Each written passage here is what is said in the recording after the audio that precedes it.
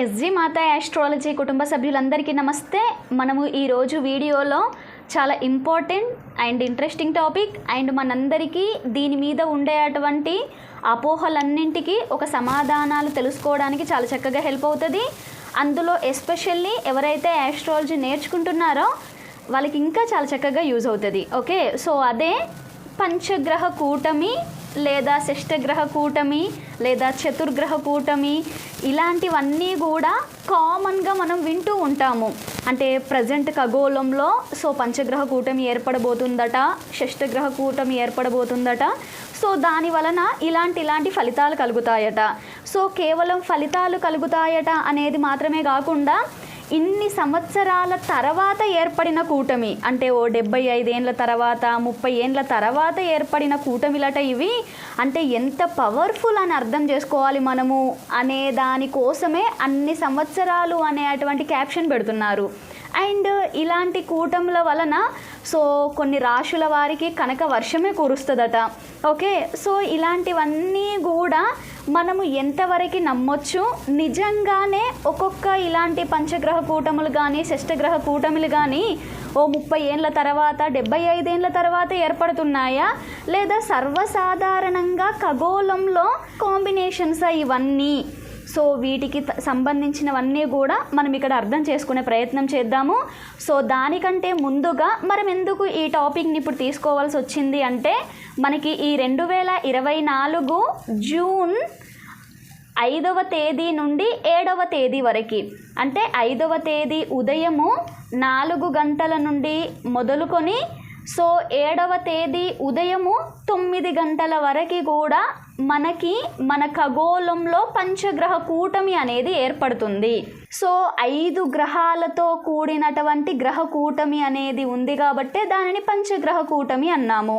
అలా 6 గ్రహాలతో కలిసి ఉంటే షష్టగ్రహ కూటమి, 4 గ్రహాలు ఉంటే చతుర్గ్రహ కూటమి అనేసి చెప్తారు. అంటే ఏమన్నట్టు, మనకి రాశి చక్రం అనేది ఉంటుంది అని తెలుసు. రాశి చక్రంలో 12 రాశులు ఉంటాయి. అందులో ఏదైనా ఒక రాశిలోనే ఈ 4 గ్రహాల 5 గ్రహాల 6 గ్రహాల కలిసి ఉంటే దానిని బేస్ చేసుకొని ఆయా గ్రహ కూటమి అని చెప్తారు. మీ అందరూ ఆలోచించవలసింది ఇంకొకటి ఏంటి అంటే, కేవలం ఇలా 5 గ్రహాలు ఇలా వచ్చి ఒక రాశిలో ఉన్నంత మాత్రాననే గ్రహ కూటమి అవుతుందా అంటే అలా కూడా కాదు. ఫర్ ఎగ్జాంపుల్, ఒక రాశిలో 3 గ్రహాలు ఉండి దానికి ఎగ్జాక్ట్గా ఆపోజిట్ రాశిలో 2 గ్రహాలు ఉన్నప్పుడు కూడా ఆ 2 రాశుల మీద 5 గ్రహాల కాంబినేషన్ ఉంటుంది. అప్పుడు కూడా పంచగ్రహ కూటములు అవుతాయి. కేవలం ఒకే రాశిలో ఏర్పడేదే పంచగ్రహ కూటమి షష్టగ్రహ కూటమి అనేది కూడా కాదు. బట్ దీనిని ఎవరు ఎక్కువగా మనకి ఇప్పుడు ఉండే అటువంటి సోషల్ మీడియాలో పెద్దగా దీని గురించి వివరించరు. ఓకే, సో మరి ఇందులో ఇప్పుడు ఏం జరుగుతుంది? ఈ జూన్ 5 నుండి జూన్ 7 వరకు మనకి వృషభ రాశిలో సూర్యుడు, చంద్రుడు, గురువు, శుక్రుడు, బుధుడు ఈ 5 గ్రహాలతో కూడి పంచగ్రహ కూటమి ఏర్పడుతుంది అని అర్థం. కాబట్టి ఏంటి, ఇప్పుడు దీనిని బేస్ చేసుకొని ఒక రాశిలో 5 గ్రహాలు కలిసాయట. హై బాబో, ఇలాంటి కాంబినేషన్ మేము ఇప్పటి వరకు చూడలేదు. ఇన్ని సంవత్సరాల ముందు వచ్చింది, ఇన్ని సంవత్సరాల తర్వాత వస్తుంది ఇక మీదట కూడా. కాబట్టి ఇంత గ్రేట్ కూటమి ఇది. సో దీనివల్ల ఇలాంటి ఫలితాలు అనేసి చాలా వరకు చెప్తూ వస్తున్నారు. సో వాటన్నింటి విషయంలో ఒకవేళ మీ రాశులకి కనుక వర్షం అనగానే మీరు అన్ని పనులు మానేసి ఆ వర్షం ఎప్పుడు కురుస్తుందా, కనకాన్ని అంటే బంగారాన్ని ఎప్పుడు ఏరుకుందామా అనేసి వెయిట్ చేయకండి. అండ్ ఇలాంటి కూటమి వలన మీరు ఒక డేంజర్ జోన్లో ఉన్నారు అంటే మీరేదో అన్ని పనులు వదిలిపెట్టుకొని భయపడుతూ కూర్చోకండి. ఓకే, ఫస్ట్ వన్ ఇందులో నేను చెప్పాలనుకున్న అంశం ఏంటి అంటే, నిజంగానే ఇలాంటి పంచగ్రహ షష్టగ్రహ చతుర్గ్రహ కూటములు సప్తగ్రహ ఇలాంటివన్నీ కూడా కొన్నేండ్లకి, అంటే 30, 25, 75 ఇలా ఇన్ని సంవత్సరాలకు ఒకసారి ఏర్పడతాయా? ఇలాంటి కూటములు అన్ని సంవత్సరాల గ్యాప్ తీసుకున్నాకనే వస్తాయా? మరి అన్ని సంవత్సరాల గ్యాప్ తీసుకున్నాక జరిగేది ఏదైనా కూడా చాలా గ్రేట్ అని చెప్పుకోవాల్సిందే. బట్ నిజంగా అలా జరుగుతాయా అనే విషయాన్ని చూసుకున్నట్లయితే నేను మీకు ముందే వివరించానండి. గ్రహ కూటమి అంటే ఒక రాశి మీద ఇప్పుడు పంచగ్రహ 5 గ్రహాల యొక్క ప్రభావం చూపడమే పంచగ్రహ కూటమి. సో మనందరం నేర్చుకుంటూ ఉంటున్నాము, కేవలం ఆ రాశిలో ఉండే గ్రహం మాత్రమే ఆ రాశి మీద ప్రభావాన్ని చూపిస్తుందా? లేదు కదా. దానికి సప్తమ రాశిలో ఉండే అటువంటి గ్రహం కూడా దీని మీద ప్రభావాన్ని చూపిస్తుంది. మరి అలాంటప్పుడు ఏంటి, ఒక రాశిలో 2, దానికి ఆపోజిట్ సప్తమ రాశిలో 3 గ్రహాలు, లేదా ఇందులో 3 ఆపోజిట్ సప్తమంలో 3 గ్రహాలు ఉన్నప్పుడు ఇవి 3 గ్రహాలు ఇవి 3 గ్రహాలు ఒక రాశిని ప్రభావితం చేసినప్పుడు కూడా అక్కడ షష్ఠగ్రహ కూటమి ఏర్పడినట్టే. ఓకే, సో ఇలా ఒక దానిలో 2 ఒక దానిలో 1 అంటే ఆ 3 రాశుల యొక్క ప్రభావం దీని మీద ఉన్నట్టే. అలా కాకుండా ప్రత్యేక వీక్షణతో కనుక ఇంకొక గ్రహం చూసినట్లయితే ఈ రాశి మీద ఇంకొక వీక్షణ కూడా ఉన్నట్టే. సో దాని వలన ఏంటి, ఈ ఒక రాశి అనేది చాలా అంటే చాలా ఎక్కువ సార్లు 2 లేదా 3 లేదా 4 లేదా 5 లేదా 6 లేదా 7 గ్రహాల యొక్క వీక్షణ చేత ఒక రాశి అనేది బలపడిపోవడమో బలహీనపడిపోవడమో జరగడము అనేది మన ఖగోళంలో మన గోచారాన్ని చూసుకున్నప్పుడు చాలా చాలా సర్వసాధారణమైనది. ఇదేదో చాలా విశేషమైనది మాత్రం కాదు అండి. విశేషము అనేది ఎప్పుడు అనేది చూసుకున్నట్లయితే మనకి ఎప్పుడైతే గ్రహణాల సందర్భంగా ఏర్పడే అటువంటి కూటమిలో మాత్రమే కొన్ని రకాలైనటువంటి విశేషాలు అనేవి ఉంటాయి. కాబట్టి అలాంటి ఆ కూటమి కాస్త విశేషమైనది. సో దాని వలన మేలో లేదా కీడువో కొందరికి ఎక్కువ తక్కువలు జరగడానికి ఆస్కారాలు ఉంటాయి. కాబట్టి ఈ విషయాన్ని కూడా మన వాళ్ళందరూ చాలా చక్కగా అర్థం చేసుకోవడానికి ప్రయత్నించండి.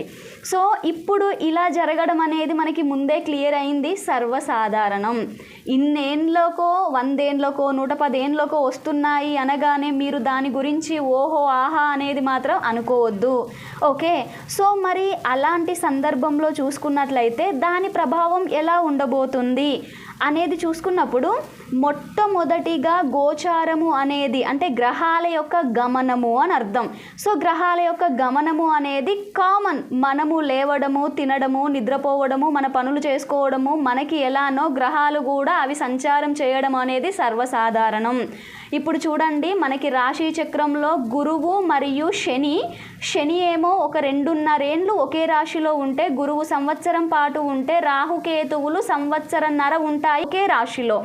ఇలా ఉన్నప్పుడు మనకి సూర్యుడు నెల రోజులకు ఒకసారి, చంద్రుడు 2.25 రోజులకి, కుజుడు 45 డేస్కి, శుక్రుడు బుధుడు ఖచ్చితంగా 30 రోజులకి మారుతూ ఉంటారు. అలా ఉన్నప్పుడు ఏంటి, గురువు దగ్గరకు సూర్యుడు అండ్ శుక్రుడు బుధుడు చంద్రుడు ఇవన్నీ వచ్చినప్పుడు ఏమవుతుంది, 5 గ్రహాలు అవుతాయి. ఇప్పుడు రాహుకేతువుల దగ్గరికి, రాహు దగ్గరికి సూర్యుడు వస్తాడు ఒక నెలలో.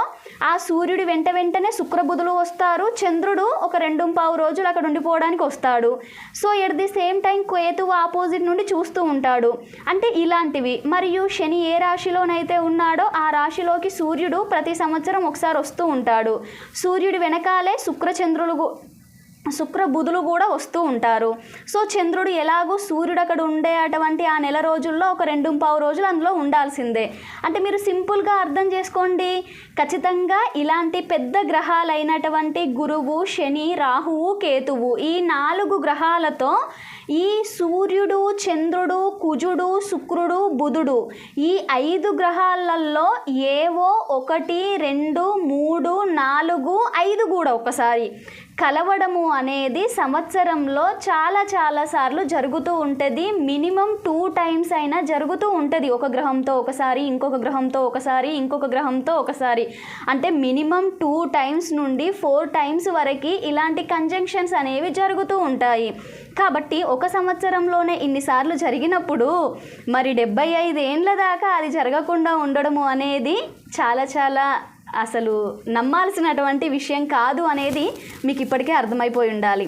ఒక రాశి మీద ఎన్ని గ్రహాల ప్రభావం చూపిస్తున్నాయో అన్ని గ్రహాల యొక్క ఆ కంజంక్షన్ అనేది ఆ రాశి మీద ఉన్నట్టే.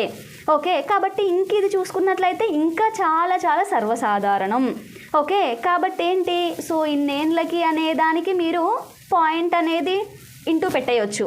సో నెక్స్ట్ ఏంటి, ఈ రాశులకి కనక వర్షమట. సో అది ఎంత అంటే మనల్ని మనము చాలా మూర్ఖంగా మార్చుకోవడానికి. ఎప్పుడూ కానీ గుర్తుంచుకోండి, గోచారంలో గ్రహాల యొక్క గమనం అనేది సర్వసాధారణం అవ్వడం వాస్తవము. అలాంటివి జరిగేటప్పుడు మన రాశికి ఇన్నిన్నవ స్థానంలో, మన లగ్నానికి ఇన్నిన్నవ స్థానంలో అలాంటి గ్రహాల గమనము ఉండడము సర్వసాధారణం. అయినా కూడా సరే, రాశి ఫలితాలు చూసుకునేవారు అవ్వచ్చు, లగ్న ఫలితాలు చూసుకునేవారు అవ్వచ్చు, ఒక్కసారి అర్థం చేసుకోండి. మీ రాశులు అంటే మీది ఫర్ ఎగ్జాంపుల్ ఏదో వృషభ రాశి అయింది. సో మీలాంటి వృషభ రాశి వాళ్ళు 10 మంది కలిసి ఆ కూటమి యొక్క రిజల్ట్ అనేవి చూసుకోండి.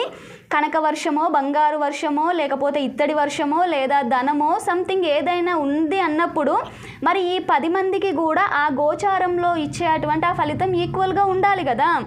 లేదు, లగ్న ఫలితాలు మనం చూసుకుంటున్నాము. సో మీ లగ్నము సింహ లగ్నమో ఏదో ఒక లగ్నం అయింది, మనము ఆ లగ్నాల వారు అందరూ ఒక 10 మంది కలిసి ఆ కూటమి యొక్క రిజల్ట్ని అనుభవంలోకి తెచ్చుకోవడానికి రెడీగా ఉన్నాము కనక వర్షం కదా అని. మరి అందరికీ ఈక్వల్గా వస్తుందా? రాదు కదా. అదే అర్థం చేసుకోవాలండి. ఇలాంటి కనక వర్షాలు కురవడాలు, ఇలాంటి ఆకస్మిక లాభాలు రావడాలు, ఆకస్మిక నష్టాలు రావడాలు, అగ్ని ప్రమాదాలలో బలి కావడాలు, సో ఇలా మనకు ఒక పాజిటివ్ జరగాలి అన్నా, మనకు ఒక నెగటివ్ జరగాలి అన్నా మొట్టమొదటిగా మనం చూసుకోవాల్సింది మన వ్యక్తిగత జాతకము.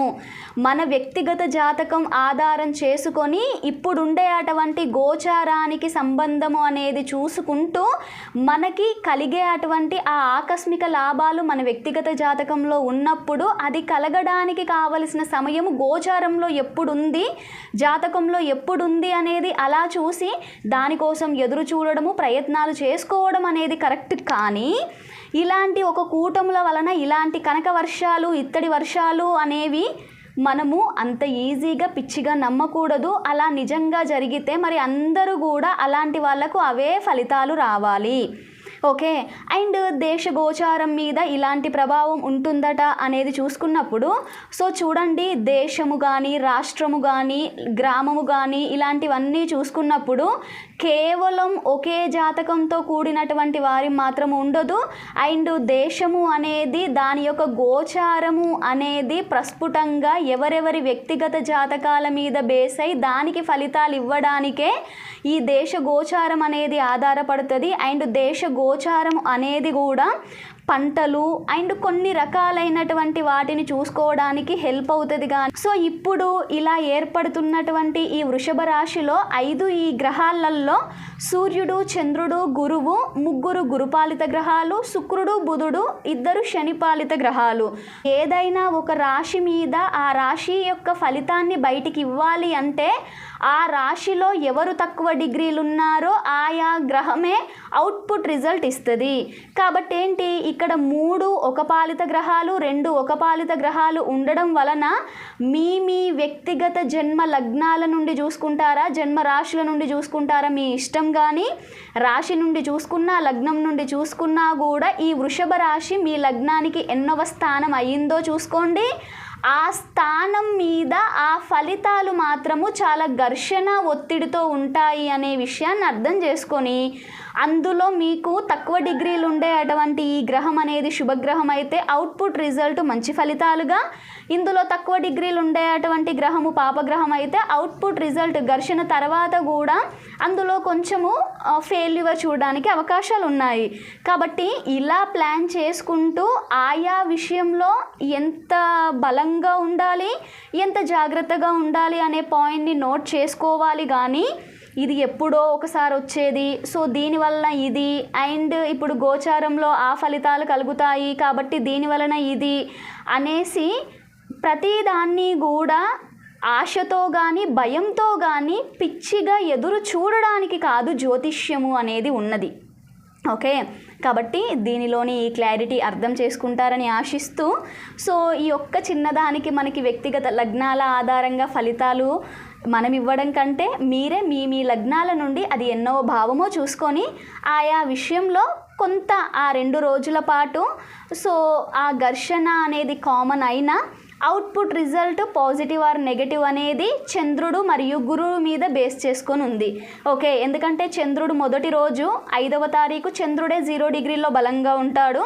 ఇటు 6వ తారీఖు వచ్చిన తర్వాత ఇంకా చంద్రుడు యొక్క డిగ్రీలు పెరుగుతూ ఉన్నా అందరికంటే తక్కువ డిగ్రీలో గురువు 6 డిగ్రీల్లోనే ఉంటాడు కాబట్టి సో గురువు యొక్క ఫలితాలే అవుట్పుట్ రిజల్ట్గా వస్తాయి.